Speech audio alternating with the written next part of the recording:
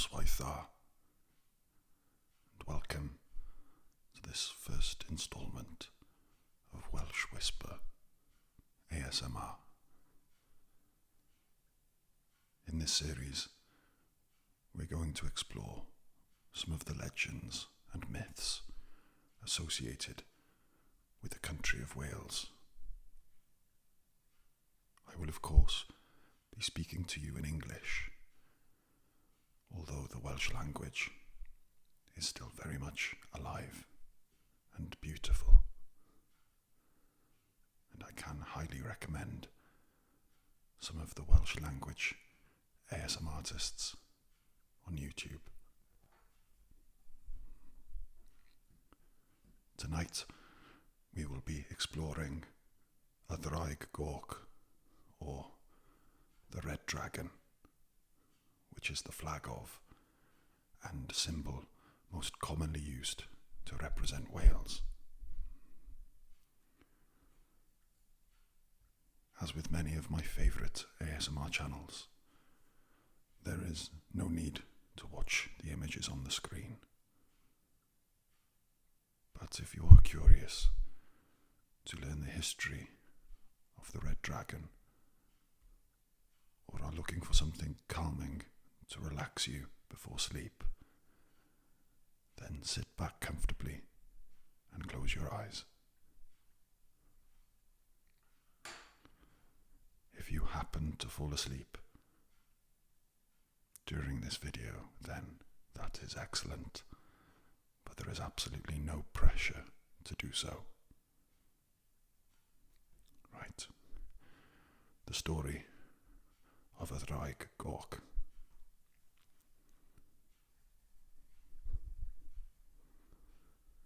The current flag was officially adopted in 1959.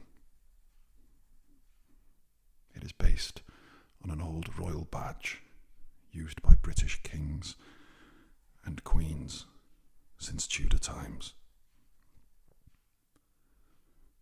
The proud and ancient battle standard of the Welsh is the Red Dragon, a Draig Goch.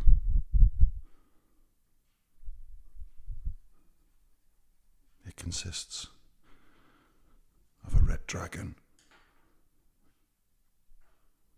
en passant, meaning standing with one foot raised, on a green and white background. Although an integral part of the United Kingdom, Wales is not actually represented on the UK's national flag, or the Union Jack, as it is more commonly referred to. As with any ancient symbol, the appearance of the dragon has been adapted and changed over the years. Hence, there are several different versions. The Red Dragon itself has been associated with Wales for centuries. Although the Scottish saltire and some Scandinavian flags predate this Welsh flag, the image of a red dragon as the national banner is thought to be one of the oldest in the world. One legend recalls Romano-British soldiers carrying the Red Dragon, or Draig Goch, on their banners as far back as the 4th century. But it could be even older than that. But why a dragon? Well, the answer to that particular question is lost in history and myth, but we shall be exploring a few of those stories this evening.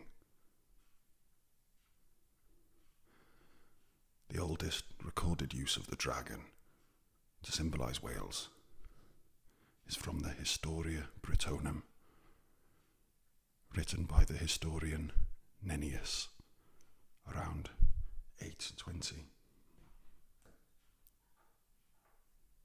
It is thought that the Welsh kings of Aberfraw first adopted the dragon in the early 5th century in order to symbolise their power and authority after the Romans withdrew from Britain.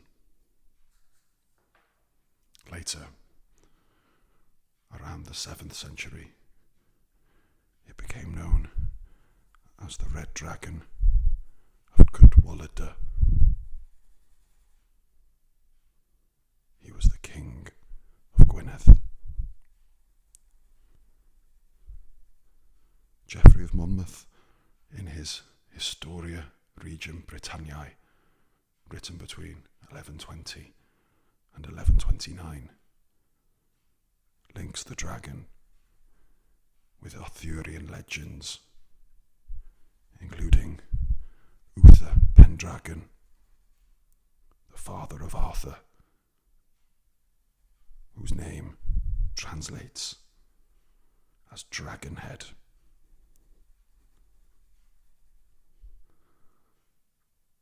Geoffrey's account tells of the prophecy of Myrddin, later known as Merlin, and of a long fight between a red dragon and a white dragon, symbolising the historical struggle between the Welsh, the red dragon, and the English, the white dragon. But long before that,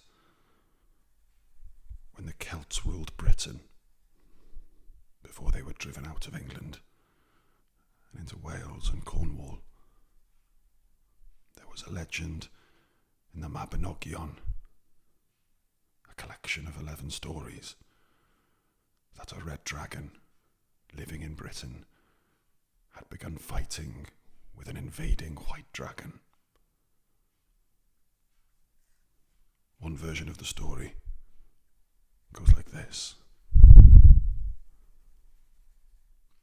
Many centuries ago, when dragons roamed the land, a white dragon descended upon a small village and decided to live there.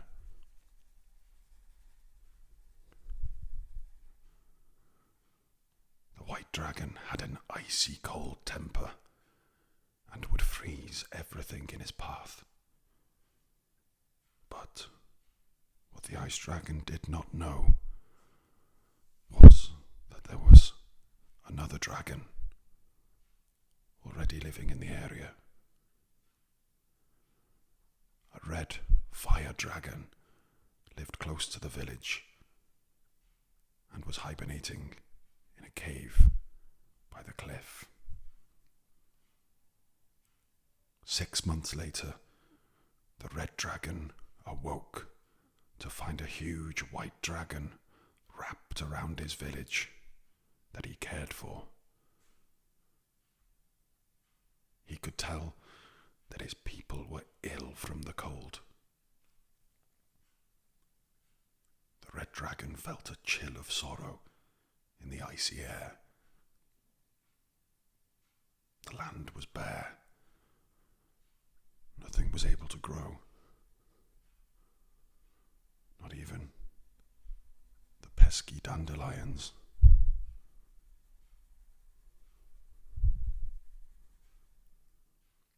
The people were starving. The people longed for the red dragon to free them from this icy misery, so that their lives and land could return to the sunny, warm climate that it was once before.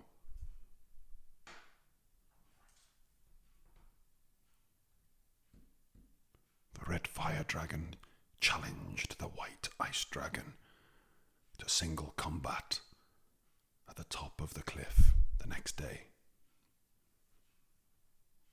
The next morning, the red dragon flew up to the top of the cliff, where the ice dragon waited for him.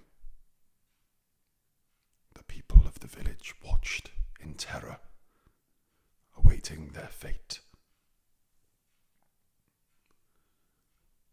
The red dragon lunged forward and hit the ice dragon's chest with his horn. The ice dragon howled in rage. Blue blood poured from his chest. The ice dragon slashed back, using his tail, and whacked the red dragon's head. The two fought, and they wounded each other. And the cries of agony from the red dragon were so great and so terrible that they made the crops barren. It killed animals and caused pregnant women to miscarry. Finally, the battle fell silent. The red dragon rocketed high up into the clouds. The people looked up to see the red dragon soar down like an arrow. In seconds, he sliced off the white dragon's head, using the point of his tail. The ice dragon fell, dead on the ground. The crowd cheered with joy as the red dragon roared with triumph. The mayor of the village declared that the land should always fly a flag with the symbol of the red dragon. The flag's background should be half green and half white. The green to represent the lush green grass of the land, and the white to represent the ice. This way, no one would ever be able to forget what had happened. After the battle, the red dragon went back into his cave and fell into a deep sleep and never woke up. From then on, since that day, it reigns in the green land of Wales in sorrow for the red dragon's death. Another version of the story is that King Lludd, the ruler of Britain long ago, went to visit his sibling Llefelys, who was in France. In Britain, the red dragon and the white dragon, symbolizing foreign invaders, had been fighting for centuries. He was instructed that to stop the dragons fighting, thus ending the cries that were ruining his people, he must dig a pit large enough to contain the both of them in the centre of Britain.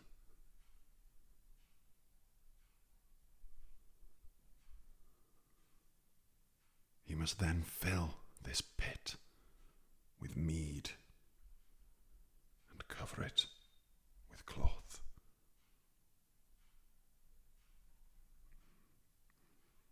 Having done this, the dragons came and they drank the mead. This made them drowsy, and they fell asleep in the pit, wrapped in the cloth. Lludd imprisoned them, and in the Mabinogion, this is the end of the matter.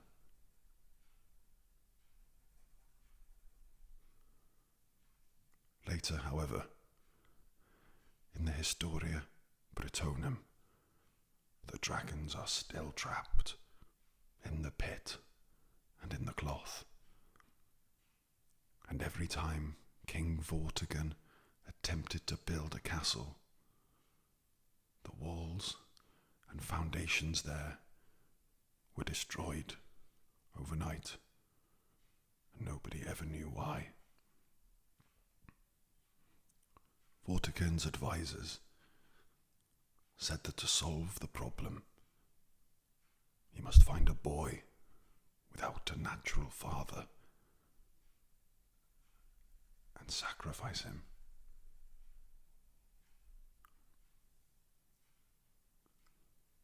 This would stop the destruction of his castles.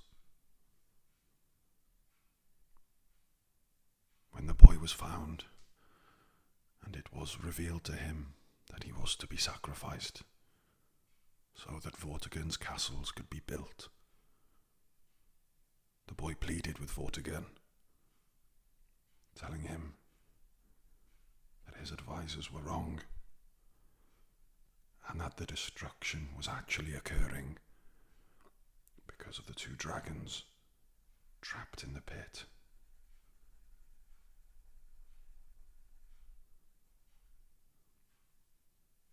So Vortigern dug open the pit and freed the two dragons. Finally, at last, the red dragon killed the white dragon. The boy then explained to Vortigern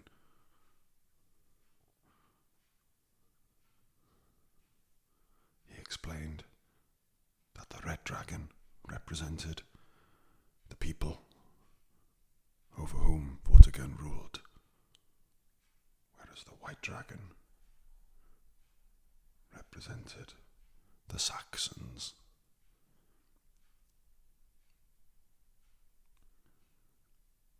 Vortigern's people are presumed to have been the native Britons, who, although were driven by the Saxons into Wales and Cornwall, were never completely defeated.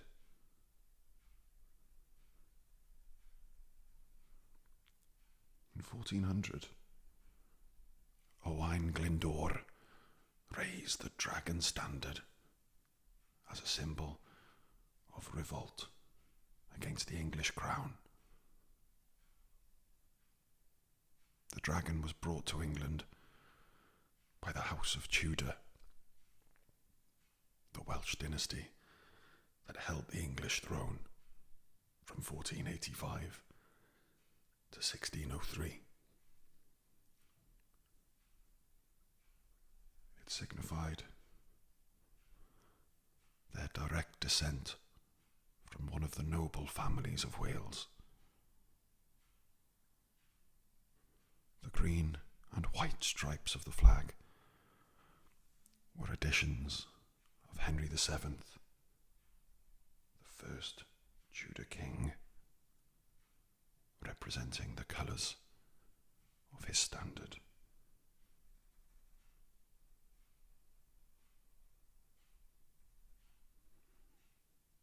During Henry VIII's reign, the red dragon on a green and white background became the favourite emblem of Royal Navy ships.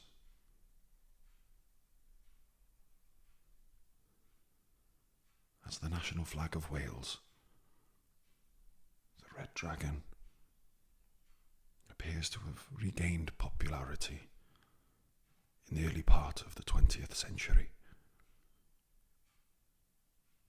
It was used for the 1911 Carnarvon investiture of Edward, Prince of Wales. It wasn't until 1959, though, that it became officially recognised as the national flag of the country.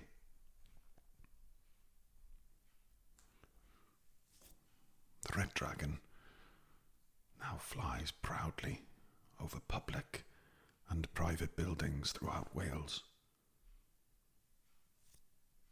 Welshmen, Welsh women and children display the red dragon flag as a symbol of pride in their history and their culture.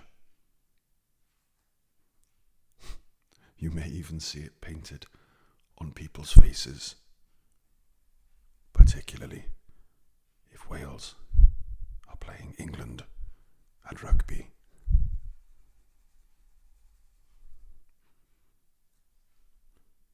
I hope you have found some of this interesting,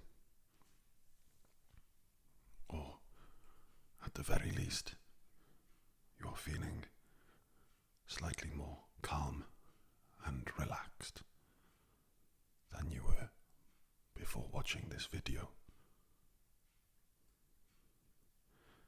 In the hope that you may be drifting off to a peaceful sleep, I shall continue my colouring in for a little while. Good night. Nostar.